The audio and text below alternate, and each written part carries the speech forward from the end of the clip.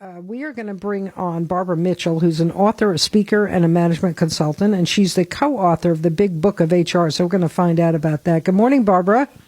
Good morning. All right, so tell us, first of all, a little bit about your background.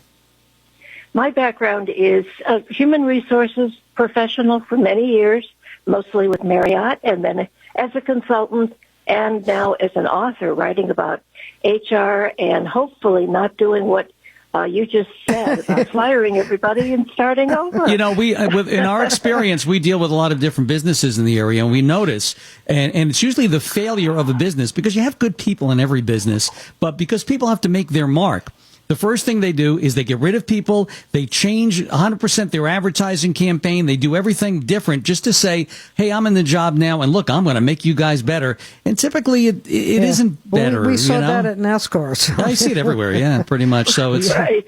Yeah, it's interesting because that does happen, and they end up, instead of going in to me and looking at what's good, what isn't working, let's make that right. Put their stamp on it right away. They try to take out everybody and think that's the problem when it really isn't. And there may not even be a problem. Yeah, that's exactly right. Why not spend a little time to find out if there is a problem or how great your people already are, and you can make them even better. Right. So when you go into a place, you're a consultant, so they say, can you come in and evaluate our HR department? And do you talk to the people that work there and the HR people? Exactly. I start with the HR people, finding out what they think the issues are, and then my way of doing things is to talk to each of the employees, unless, of course, there are thousands and thousands, and then you pick a representative number. But finding out, my question usually is, what's going on right here? Why do you stay? What is good for you here? And boy, do I learn a lot from those kind of questions. Now, I would think that some of them are going to say, I'm here because of the salary. And you know, how do you deal with that when people are there just for money? Because they're never going to be happy if they're doing that. Well, you're right that there are a few people like that, but most people are there to do good work. I know I sound like I'm just Pollyanna here, but it's true that most people get up in the morning and say, I want to do a good job today.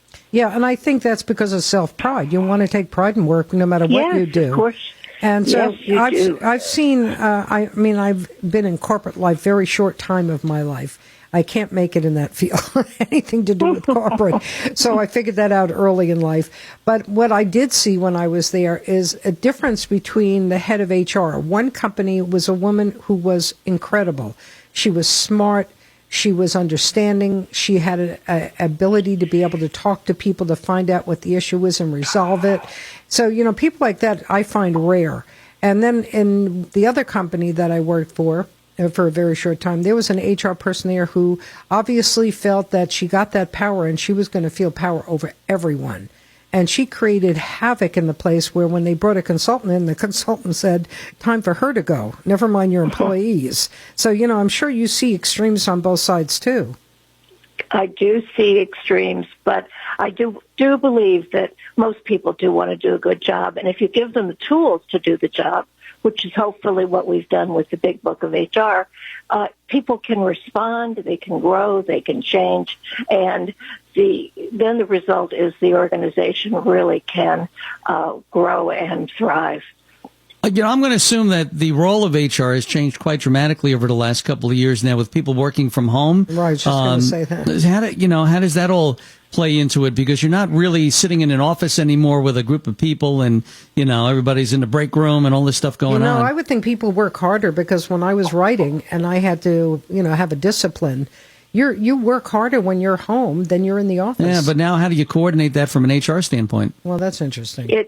Yes, you're absolutely right. And I think this is the time for HR to shine.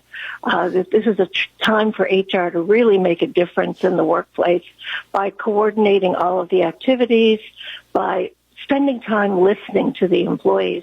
That's so critical right now that people are not working in the same place. Perhaps many of them have gone back into the office, and many have not.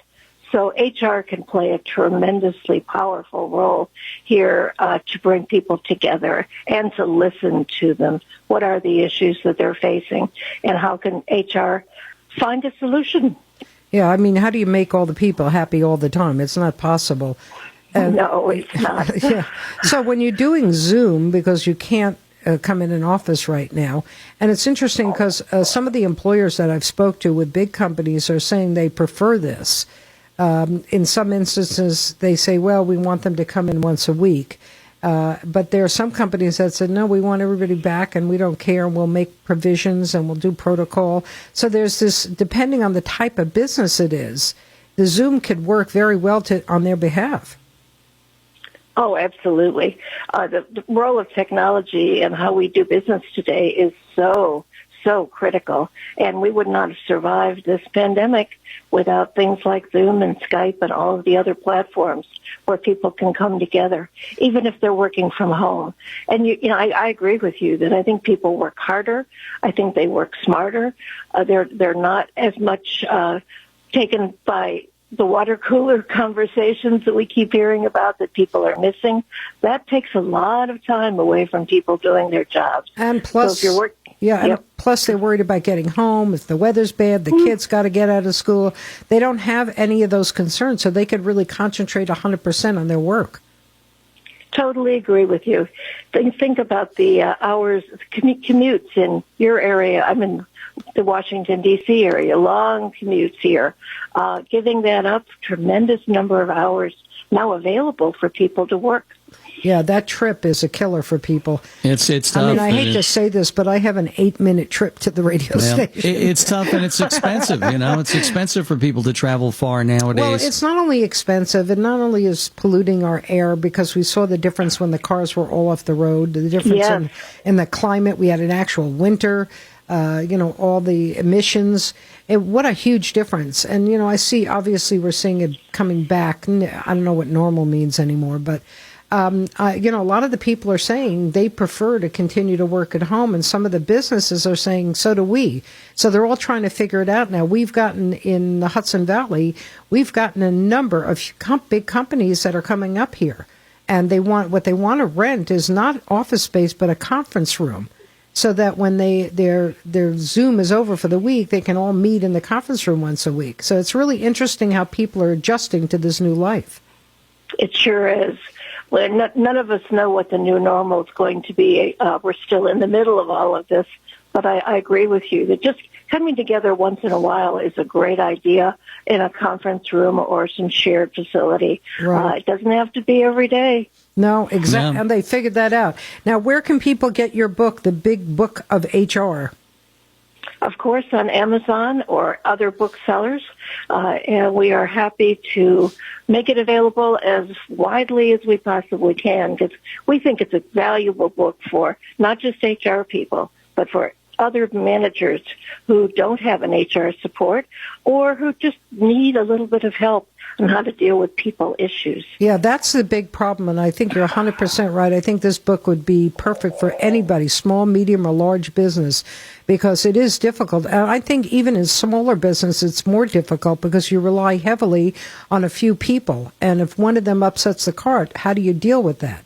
And so I think that's very important issues to deal with no matter the size of your company. We agree with that. Anybody can benefit from this book and the knowledge that it contains. Yeah, definitely. All right, well, best of luck with the book, and I we'll just chat wanted with you down the road. one quick question. Do you have a website that people can get in touch with you directly? Sure. BigBookofHR.com. Okay, there we go. BigBookofHR.com. Well, Barbara, thank you so much for coming on the air. I love this book. I love the whole conversation. I think it holds true just how to deal with people in general, not only in HR. Well, you're welcome, and thank you for having me. Enjoyed this very much. Me too. Take care. Be well. Thank you. You too. All right. Bye-bye Bye-bye. now. Bye-bye.